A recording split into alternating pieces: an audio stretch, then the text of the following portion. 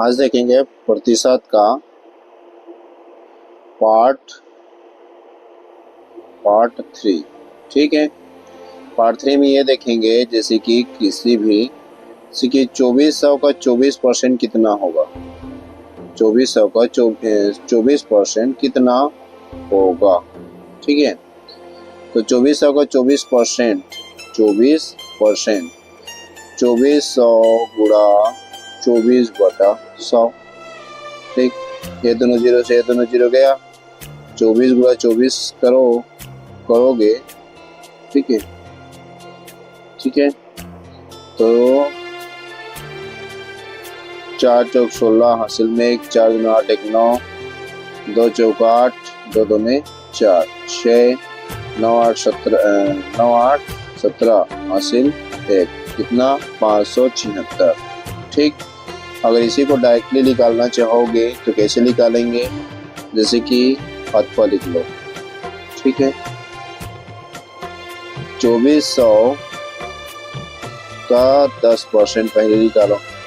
2400 का 10% कितना 240।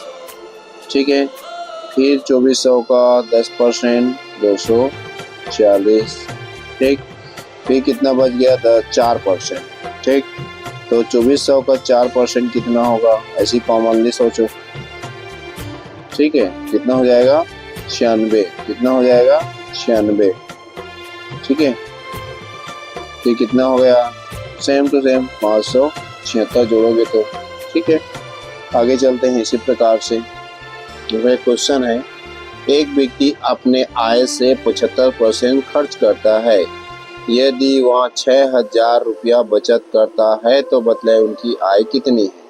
ठीक है, कितनी है कि एक व्यक्ति अपने आय से 75% खर्च करता है। यदि वह 6000 रुपये बचत करता है तो बतलाए उनकी आय कितनी है। क्वेश्चन को 2 बार पढ़ो। तो जैसे कि कोई भी व्यक्ति, मान ली मैं क्या करता हूँ, किसी भी वेतन का या किसी भी कमाई का 75% खर्च करूँगा तो बचत कितने परसेंट होगा 25%। कॉमन है 75 25 100%। अब बताना है कि एक सब। ठीक है, तो 25% बराबर खर्चा करता हूँ तो बचत ही है ना, 25% खर्च बचत करूँगा। ठीक, तो 25/100 बराबर 6000। मतलब इसे गुणा करो, 25 से कम 25, 25 चौक 100, 6 चौक 24,000। कितना 24,000 रुपया। ये हमारा कितना सैलरी है या वेतन है, जो भी समझो। ठीक है, वेतन समझो या कमाई समझो, ये 100% कमाई। ओके, क्वेश्चन है कि कक्षा में 40 विद्यार्थी फेल हुए। कितने विद्यार्थी 40 विद्यार्थी फेल हुए। यदि फेल होने वाली की संख्या अगर 120 है तो बतलाए परीक्षा में कुल कितने विद्यार्थी थे। पहले तो बताइए कि पास होने वाले की संख्या कितना 60, फेल होने वाले की संख्या 40। तो पहले फेल होने वाले की संख्या निकाले, कितने परसेंट 40%। ठीक, तो फेल होने वाले की संख्या 120। 4 एकम 4, 4 तिया 12 यानी कि 300। ठीक, तो 300 ये हमारा कितना जनसंख्या 1 से बराबर कितनी जनसंख्या। ओके, ये एकदम सरल सी बात है। ओके, आगे चलें। 300। इसी प्रकार एक और क्वेश्चन देख लेते हैं कि एक व्यक्ति इसको वाला क्वेश्चन में एक व्यक्ति अपने आय का 40% खर्च करता है, 15% प्रति मकान में किराया। ठीक है, 15% 40% अपने आय में खर्च करता है, 15% मकान की किराया देने में, 10% बच्चों के पढ़ाई में खर्चा करता है, 10% और अन्य खर्च करते हैं। यदि वह 5000 रुपये बचत करता है तो बतलाए ये कि उनकी आय कितनी है। तो आय कितनी है, सबसे पहले सभी को जोड़ो। 40% खर्च करता है, फिर 15% खर्च करता है, फिर 10% बच्चों के लिए और 10% अन्य खर्च करता है। टोटल्स में कितना हुआ, ये 5 4 और 3 7। टोटल्स में कितने खर्चा 75% खर्चा। ठीक है, तो 75% खर्च करता है, बचत कितना करता है 5000। तो बचत वाली की संख्या निकालना है। तो बचत कितना, खर्चा अगर 75 है तो 25% क्या कर रहा है, बचत कर रहा है। वो यहाँ पे बचत कितना बताया है, 5,000 रुपया। 25 एकम 25, 25 दूनी 50, और ये 200 गुणा 100 करोगे तो कितना हो जाएगा, ये हो जाएगा 20,000 रुपया। Okay, thank you. अगर मेरा यह वीडियो आप लोगों को अच्छा लग रहा है तो आप लोग शेयर कीजिए और लाइक कीजिए और कमेंट्स कीजिए।